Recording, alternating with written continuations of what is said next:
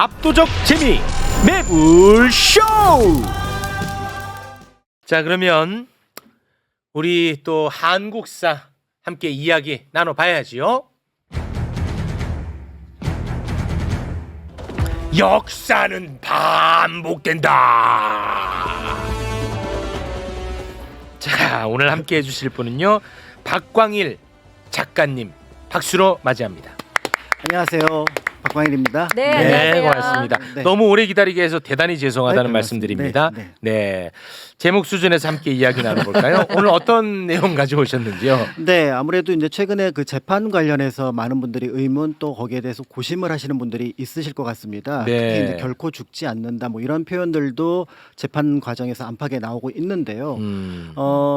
지금 현대하고 이제 정근대 재판을 단순 비교하기는 어렵지만 예전에도 이 재판이 어떤 정치적인 목적에 따라서 일정한 궤도로 갔던 적이 있습니다.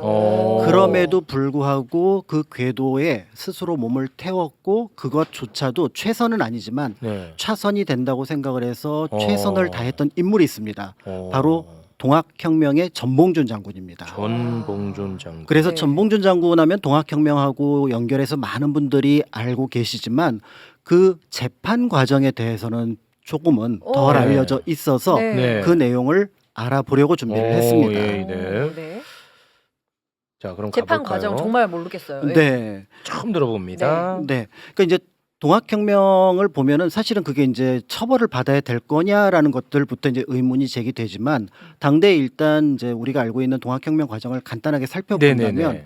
1894년 1월 달에 이제 조병갑의 타막 횡포 때문에 일어났던 무장 기포가 우리가 알고 있는 1차 기포로서 이제 동학혁명으로 발전을 하게 되는데요. 네. 그때 이제 내세웠던 기치는 잘 알려진 것처럼 제폭구민. 그래서 폭정을 없애고 백성들을 구한다. 보국안민, 나라를 평안하게 하고 백성들을 어떻게 보면 지킨다. 이런 의미였던 기치를 내걸었습니다. 네. 그 혁명의 분위기가 들불처럼 타올라서 5월 달에는 이제 전주성을 점령을 하게 되는데요. 사실은 이게 거의 무혈입성에 가까울 정도였습니다만은 네. 어떻게 보면 호남의 심장이었던 전주성이 함락됐다는 소식을 듣고 당시 고종은 선택하지 말아야 될 선택을 합니다. 바로 이 동학혁명군을 외국군에게 진압해달라고. 와, 아. 최악이다 진짜. 그쵸. 최악이야. 맞습니다. 최악의 선택이었는데 와. 이제 청나라 군을 요청을 해서 어떻게 보면 동학혁명군을 진압해달라 이렇게 얘기를 했었는데 네. 텐진 조약에 따르면은 청나라와 일본은 서로 조선에 파병을 할 때 미리 알려주어야 된다라고 얘기를 했고요. 네. 일본은 청나라의 파병 소식을 듣고 한반도 내에 일본인을 구한다, 그러니까 지킨다는 의미로 또 역시 군대를 파견을 하게 됩니다. 네. 그러면서 우리가 알고 있는 청일 전쟁이 촉발이 되게 되는데요. 아. 그런데 이 청일 전쟁의 촉발 과정에서 또 널리 알려지지 않은 하나의 사실이 있는데 네. 일본군이 경복궁을 침탈합니다. 그래서 그 과정에서 조선 병사 여럿이 죽기도 하고요. 이 과정에서 고종이 포로와 같은 대접을 받게 됩니다. 그리고 우리가 알고 있는 김홍집을 중심으로 했던 친일 내각이 성립하는데 이들이 중심에서 우리가 알고 있었던 개혁을 펼쳐나가는 것이 갑오 개혁. 개혁. 아. 그런데 농민군들이 볼 때 또 백성들이 볼 때는 고종이 포로로 잡혔고 일본이 우리를 침탈한다고 봤던 거죠. 안 되겠다. 동학혁명군 다시 모이자. 그래서 2차 기포가 일어나게 되고요. 네. 척양척이라는 기치 아래서 우리가 알고 있는 이 기포를 진행하지만 잘 알려진 것처럼 우금치에서 패퇴하면서 수만 명의 농민군이 학살당하다시피 전사를 하고 네. 이 과정에서 우리가 알고 있는 동학혁명의 마지막 불씨 이제 전봉주 장군이 이제 그 피신을 하게 되는데요. 예. 옛 동료였던 김계남을 만나러 태인으로 가던 중에 옛 부하였던 김경천의 밀고로 잡히게 됩니다. 아. 그래서 순창을 거쳐서 서울에 있는 일본 영사관으로 체포되는 과정 그리고 그때부터 우리가 알고 있는 전봉준 장군의 재판이 시작됩니다. 그 야. 시작이 몇 년이에요? 1895년 이제 1895년. 1월 달부터 이제 진행이 되는데요. 네. 보통 한 2달 반에서 석 달 정도의 6차에 걸쳐서 이제 신문이 이루어지게 되는데 이제 여기 과정에서 이제 굉장히 우리가 들을 때 기분 나쁜 건 뭐냐면 이 재판 과정에 일본 영사관 측이 깊숙이 개입을 합니다.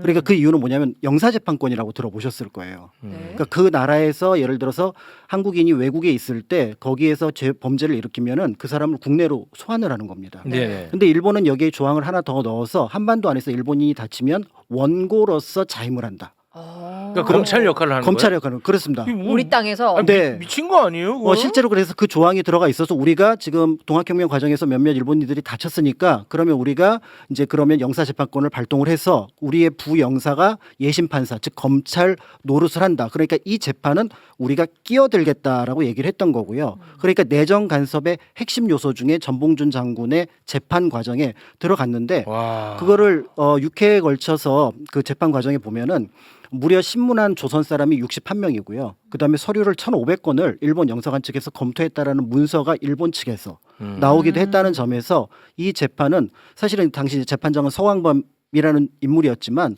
일본의 이노우에 가오루라고 하는 일본 공사가 주관을 하고 우찌다 영사가 거기에 어떻게 보면 현재양이 참여하면서 이 재판을 이끌어갔다는 점에서 어떻게 보면 전봉준 장군으로 볼 때는 굉장히 치욕스러울 수 와. 있다라는 생각이 드는 거죠.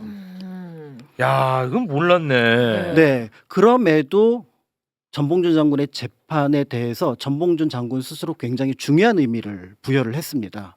그 이유는 뭐냐면 이 재판 과정이 공초라는 신문 그러니까 재판 과정이 남잖아요. 재판 기록이 남아 있어요. 아, 지금. 네네네. 굉장히 많은 재판 기록이 남아 있는데 만약에 전봉준 장군이 재판을 받지 않고 현장에서 죽었다면 여기에 해당하는 두 원심이 있죠. 어떻게 보면 원고가 있죠. 하나는 조선 정부. 어떻게 보면 외국군을 끌어들여서까지 동학혁명군을 진압하려고 했던 원고예요. 그다음에 또 다른 일본입니다.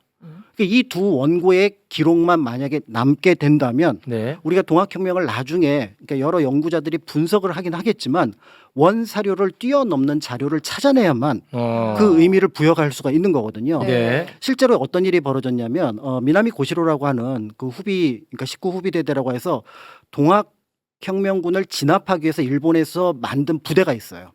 이 부대의 사령관이었던 미나미 고시로가 현장에서 일단 전봉준 장군을 신문을 합니다. 근데 거기에 어떤 내용이 나오냐면 일본군이 의병인데 의병이 왔다는 소식을 못 들었냐? 전봉준 장군한테 이렇게 묻습니다. 그랬더니 전봉준 장군이 일본군이 여기 왔다는 거를 미처 몰랐다. 오늘 들었다. 만약에 일본군이 왔다면 나는 미리 일본군에 항복을 하거나 아니면 군대를 일으키지 않았을 거다. 이런 공초 기록을 남겨놓은 거예요. 그러니까 만약에 재판 과정 없이 이후에 전봉준 장군이 처형을 당했다라고 한다면 이 기록이 공식 기록으로 남는 거죠. 그럼 전봉준 장군을 우리는 비겁한 사람 또는 정세 파악을 못한 사람으로 얘기를 할 수 있을 것 같고 그러면 동학혁명의 1차 기포부터 마지막까지 있었던 전봉준의 입을 통해서 그 얘기가 나왔다면 동학혁명 자체를 평가하는데도 굉장히 어려움을 겪게 될 텐데 공초 기록에서 이거를 다 뒤집어 버립니다. 그러니까 예를 들어 신문에 이런 게 있죠. 왜 일본에 대항을 하려고 하느냐. 그러니까 미국도 있고 그다음에 프랑스도 있고 영국도 있고 러시아도 있는데 왜 일본군에 대항을 하려고 하느냐. 그러니까 네. 전봉준 장군이 뭐라고 얘기를 하냐면 다른 나라들은 통상을 위해서 온 것 같다. 그래서 어떤 목적이 이루어지면은 군대를 물렸다. 그런데 일본군은 군대를 물리지 않고 심지어 경복궁을 침탈해서 고종까지 겁박을 했다면 이게 침략의 행위가 아니고 무엇이며 그러면 백성된 처지에서 그걸 어떻게 가만 볼 수 있느냐. 지금 이제 전하는 그 말씀은 재판 정에서 한 말이에요. 재판 과정에서 한 말입니다. 아. 이게 이제 공초 기록에 그대로 남아 있게 된 거고요. 그러면서 그런 것들이 기록이 쭉 쌓이면 이제 이게 기록이 많아지면 거기에 거짓말이 들어갈 틈이 없잖아요. 그렇죠. 이걸 앞뒤 문맥을 합치면 네. 자연스럽게 우리가 알고 있는 동학혁명이 처음에 내건 기치 그대로 제폭군민 보고관민 척양척야라고 하는 그러니까 반봉건의 어떤 문제점들을 해결하고 그리고 이제 전봉준 장군이 그 공초 기록에서 그런 얘기를 합니다. 이거 만약에 성공했으면 어떡하려고 했느냐. 나 다시 농사 짓고 싶다. 와, 씨, 멋있다. 나 다시 농촌으로 와. 돌아간다. 나라가 바로 잡혔는데 탄고놀이가 물러가고 외적이 물러났는데 내가 여기서 뭘 할 일이 있느냐. 나는 와. 다시 농사를 지으러 가려고 했는데 그것이 되지 못해서 안타까울 뿐이다라고 아. 이 공초 기록에서 얘기를 했다는 거죠. 와, 뭔가 멋있네. 나갔네. 네. 나같아. 아니 뭐가 진짜 나같아. 나도 이것만 해결하면 저는 예능으로 돌아가고 싶거든요. 그렇죠. 그러니까 이제 예. 세상이 어렵고 힘들 때, 네. 그것을 가만 보지 못하고 나섰지만 원래 이제 전봉준 장군은 농사도 짓고 또 와. 동네에서 아이들도 가르치던 그런 어떤 역할을 했는데 그 일상을 찾으러 가지 못하는 지금의 상황을 한탄했던 거고요. 와. 그런 면에서 볼 때 우리는 이제 이 재판 과정이 굉장히 굴욕적일 수도 있지만 그럼에도 하나하나 물어볼 때 그 질문이 무엇이든 간에 네. 이제 그 혁명의 어떤 정당한 취지라든지 내가 생각했던 것들을 얘기를 할 수 있는 거고요. 그 과정의 하나로 볼 수 있는 게 그 유명한 전봉준 장군 관련 사진입니다. 우리 보통 이 그 들것에 실려 가지고 앞뒤에 군인이 있고 그래서 들어가 있는 그 사진 한 장이 네. 있는데 이 사진. 이거 국사 교과서에도 이제 실려 있는 네. 굉장히 유명한 사진인데 네. 일단 사진 설명에 보면은 뭐 네. 압송당하는 전봉준 장군 이런 표현이 들어가 있습니다. 네. 요 표현부터 일단 바꿔야 돼요. 이게 뭐냐면 네. 일본 영사관에서 당시 임시 재판소라고 하는 법무 아분에서 세워놨던 건설 재판소까지 왔다 갔다 지금의 을지로에서 종각을 왔다 갔다 하던 겁니다. 그러니까 이게 압송이 아니에요. 그러니까 여기서 그 일본 영사관에서 한번 신문을 받고 또 건설 재판소 가서 재판을 받는 과정이 계속 반복됐어요. 네. 그러니까 이거는 압송이 아니라 서울에서 왔다 갔다 하던 장면이고, 근데 이 장면이 이제 일본 신문사에서 위촉한 사진 기자가 찍은 사진인데 현재 전봉준 장군과 관련된 유일한 사진입니다. 네. 그러니까 지금 일본 측 기록으로 보면 소위 동학당의 괴수가 잡혔으니까 굉장한 기사거리인 거예요. 그래서 거기에 이제 신문 기자까지 그다음에 사진 기자까지 파견을 해서 찍었는데 네. 먼저 일본 영사관 측에 양해를 구합니다. 나 이거 사진 찍어서 일본 측 신문에 싣고 싶다. 당연히 일본에서는 오케이를 하죠. 그렇겠죠. 네. 그런데 이제 여기 다시 전봉준 장군한테 물어봅니다. 이 사진 찍어도 되겠느냐? 네네네. 근데 사실은 전봉준 장군 볼 때 지금 다리를 다쳐서 지금 들것에 실려 있고 네. 그다음에 사진을 찍는다는 사람은 일본 사람이고 그리고 내가 지금 재판 받는 과정에서 사실은 굉장히 몰골이 수척하잖아요. 네. 그런데 이 사진을 찍을 때 쾌히 승낙을 하고 원래 가리고 있었던 그 양산 일산이라고 하는 그 가리개도 치우게 합니다. 그거 왜 그랬을까요? 치우게 하고 네. 그리고 내가 포즈를 아래로 내려가는 게 좋냐 아니면 위에 사람들이 들고 있는 상태가 좋냐를 물어보고 구도상으로 들고 있는 게 좋으니까 지금 이 모습이 된 거고요. 네. 그리고 나서 정면을 응시한 채 찍은 사진이 바로 이겁니다. 왜 그러셨을까요? 네. 의도가 뭐죠? 두 가지가 있는 것으로 보여지는데요. 네. 첫 번째는 역사에서 가장 안타까운 거는 어떻게 보면은 잘못된 평가를 받는 게 아니라 존재 자체가 사라지는 겁니다. 이 사진이 남아 있음으로 인해서 우리는 전봉준 장군의 얼굴을 정확하게 기억을 할 수 있는데 전봉준 장군은 그거를 염두에 둔 거고요. 두 번째는 이 재판 과정 그거 결과하고 상관없다. 나 당당하다. 그러니까 내가 여기에 뭔가 죄를 짓고 그다음에 사람들한테 뭔가 고개를 숙여야 될 일이라면은 그 사진을 찍는 것이 어떻게 보면 부끄러울 수 있으나 당신이 적국이든 누구든지 상관없이 나의 당당함. 그래서 그 눈빛을 보면은 굉장히 사진을 정말- 좀 맞아요. 키워볼까요? 네. 우리 저 작가 선생님을 다 덮어서 사진을 보면은 이 정확하게 응시하고 네. 맞습니다. 당당하고 네. 솔직히 좀 무섭기까지 합니다. 그렇습니다. 예. 그러니까 돌아가시기 며칠 전의 사진이라고 볼 수가 있을 것 같은데요. 네. 와. 이제 그런 면에서 볼 때 저 장면이 가지고 있는 전봉준 장군이 재판 이거 분명히 나를 죽음으로 몰아넣는 길이지만 그렇지만 이 길에서 내가 해야 될 역사적 사명이 무엇이고 아. 내가 누구인지를 저 사진을 통해서 또 그리고 재판 과정을 통해서 이제 증명을 하게 되는데요. 숭고하다, 숭고해. 그러네. 네. 숭고해. 네, 그래서 이제 우리가 보통 동학혁명 하면은 이제 1894년에 시작해서 전봉준 장군 체포로 끝났다까지만 묘사를 하지만 이제 저게 이제 그 어떻게 보면 마지막 순간을 좀 더 살펴볼 필요가 있을 것 같고요. 네. 잘 알려지진 않았지만 전봉준 장군은 이제 음력 기준입니다만 1895년 3월 29일 날 동료들 4명과 더불어서 사형 선고를 받습니다. 아유. 네. 당신은 이제 마지막 어떻게 보면 이제 갑오개혁 직후기 때문에 참형 목을 베어서 처형하는 죄는 그 형벌은 사라지고요 교수형이 됩니다. 그래서 널리 알려진 것 중에서 뭐 전봉준 장군 뭐 참수된 머리다 이거는 이제 사실과 거리가 있다라고 볼 수가 있는데 네. 근데 이제 여기서 안타까운 게 하나가 있습니다. 3월 29일 날 선고가 됐는데 네. 3월 3일 날 30일 날 집행이 됩니다. 네. 그 다음 예? 날. 그게 바로 그냥 바로 다음 날. 예. 바로 집행했다고요? 바로 그 다음 날 집행을 한 거죠. 그러니까 이게 보통은 하루 만에. 집행을 했으면 이게 좀 급했구나. 네. 그거를 그렇게까지 할 수가 있나라는 어떤 심정적인 의심만 하게 되는데 이게 4월 1일로 넘어가면 안 되는 문제가 있었습니다. 왜요? 4월 1일 날은 3월 25일부터 새로운 형법이 그러니까 갑오 개혁이 소위 근대를 염두에 둔 어떤 개혁 정책이잖아요. 네. 거기에 따르면 사법 제도가 1심 원칙에서 재심 구조로 바꿉니다. 그러니까 법부 아문의 그 장관, 그러니까 지금에 치면은 그 법무부 장관이 주관하는 고등재판소에서 재심을 청할 수 있어요. 그 재심이 시작되는 날이 4월 1일부터입니다. 그 4월 1일을 양력으로 환산하면은 4월 25일이 되거든요. 네. 그 4월 25일이 지금 법의 날입니다. 아. 그래서 근대 재판이 이때 제대로 이루어졌고 이때부터 우리가 알고 있는 형식과 절차를 갖춰서 사법 정의를 실현하려고 하는 날이 만들어졌다는 의미로 법의 날을 그 4월 1일 1895년 4월 1일을 기념해서 제정을 했거든요. 아니 집행을 결정한 놈은 그러면 아주 나쁜 놈이네. 그렇죠. 그러니까 결국은 이 집행의 핵심에 당시 우리가 개화파로 알려진 서강범이 재판장이었고 그다음에 여기에는 나중에 이노우에 가오루나 여러 가지 일본 측의 기록을 보면 이 재판의 형량까지도 결정을 짓는데 일본이 영향력을 끼쳤다. 와. 그래서 이제 당대 사람들은 이노우에 가오루 만나라. 그 사람 이토의 친구이기도 하고 이토 히로부미의 친구이기도 하고 우리나라 한일 관계에서 어떻게 보면 이토보다도 침략을 조금 더 면밀하게 주도했던 인물이거든요. 그 사람한테 가서 잘못했다고 얘기해라.